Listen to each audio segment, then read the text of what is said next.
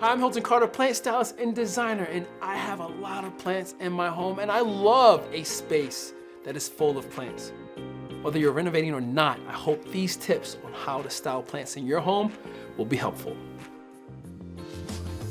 So as a plant stylist, my whole thing is to make sure I bring in plants that not only bring life to a space, but connect with the individuals who live in that space. Through the process of having a healthy plant, you feel great. That is it.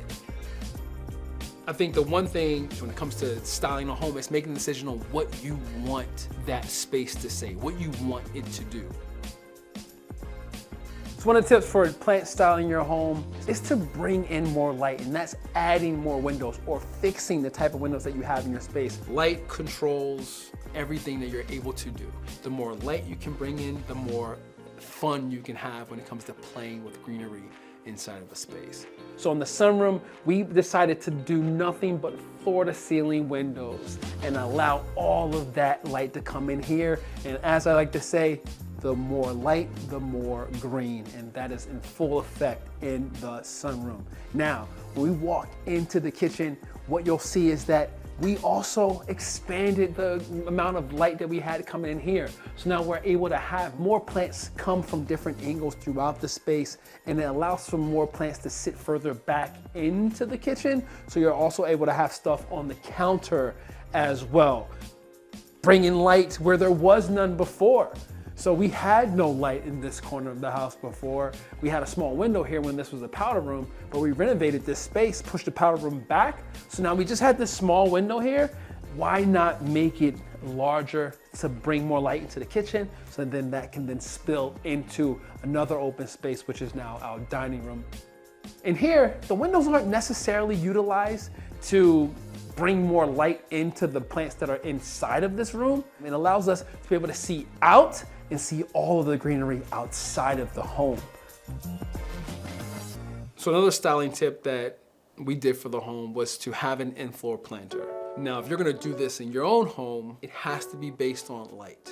We had this beautiful window here. Why not place a plant right there on the floor? The key is, how is it gonna drain? Being able to connect the planter itself to drain out into the plumbing, or possibly drain out directly out of the house, will be key to making sure that that plant stays alive. So once you make the decision and you have the light that's going to be necessary, then you got to think about the types of plants that you want to have in that space. For me, it was what is a plant that is going to not take up so much room outward, but could then grow up vertically and fit in that spot nicely. So you're considering how the growth of the plant will develop.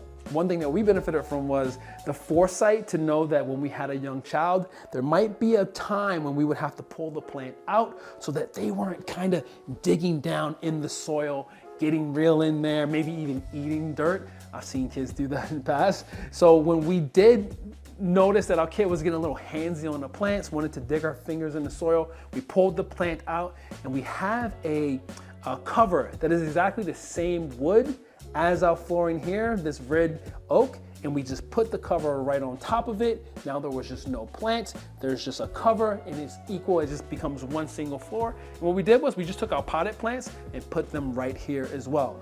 And then once which our daughter now is old enough to understand how to be, nice to greenery, we could then put it back in and everything be perfect.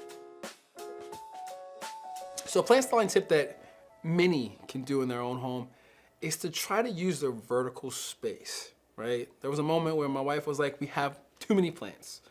And I was like, too many on the floor? And she said, yes. So I took that as, okay, we should use the vertical space. She didn't know I would go there. Whether you rent or you own a space, you can do mounted living walls, taking your plants and mounting them on board. Whether you are buying a piece of fresh, new, pristine wood, or putting them on reclaimed pieces of wood that you find out in nature, or on cork. anything is possible, but it depends on the type of plant. Some plants don't like to be mounted on board. Just figure out which ones do, and you can have that sort of look in your home.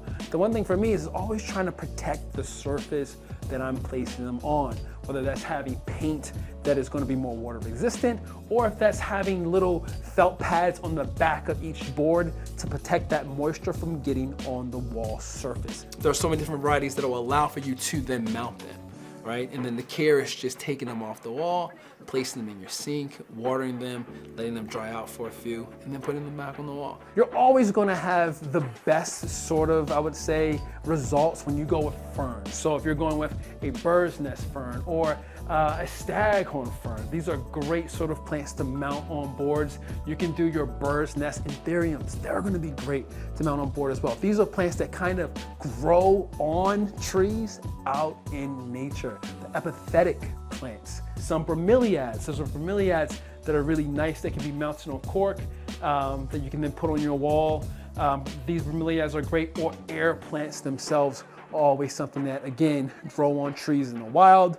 Look at this little guy. Look at him. Feels like I just ripped him straight from the wild and just put him right on my wall. When I first decided I wanted to have a living wall that wasn't an actual living wall, I did a wall of just propagations. And the whole goal of that was to make sure that not only did we have a wall that was full of life, but that when we have guests over, they can come by, they can see a cutting, and if they didn't have that plant, I would take it out, as you can see, developing roots, wrap it in a wet paper towel, put it in a nice Ziploc bag, and gift it to that person. So not only are you providing your wall with a lot of life, you are then gifting life to others. I think that's a very special thing. If you're someone who is trying to style a home, but you don't have the ability to drill holes in every part of your space, taking those vine plants and putting them in pots and then building or purchasing a moss pole or some sort of trellis that will then allow them to grow vertical gives you that same look as far as greenery cascading down or up, but allowing you to then have it be mobile in your space. Now here, I've used moss poles and trellises that will allow for the vines to continue to grow up versus hang outside of a pot. And then it actually kind of keeps all of the vines and the growth together, allowing them to do what they kind of actually do in nature themselves by grabbing onto trees, walls. That same sort of feeling is taking place here, but they aren't taking their nodes and digging into my wall. Having that idea of the outside, you're really bringing that in, that natural way they grow, you're bringing that into your home. So if you rent your home, you wouldn't want what's happening here is basically the plant attaching itself to the drywall. But if you own your home, which I like the fact that it's taking over. It's taking over the space. All of these plants are making their way into the space themselves. And at the end of the day, if I decide I wanted to take this away, I could just pull them apart from the wall and just spackle them just like you would if you created a hole in your wall from a nail. So it's the same sort of effect, but I love how this is taking its shape and deciding to make itself a part of the home. And when you have plants like Hoya that have a mind of their own, that reach their little vines out and start to grab on things, you let it happen. You let nature happen. Let the wild be wild. I hope you're able to implement some of these tips and tricks in your own home. If you like this video, give it a thumbs up and subscribe to Handmade for more videos like this.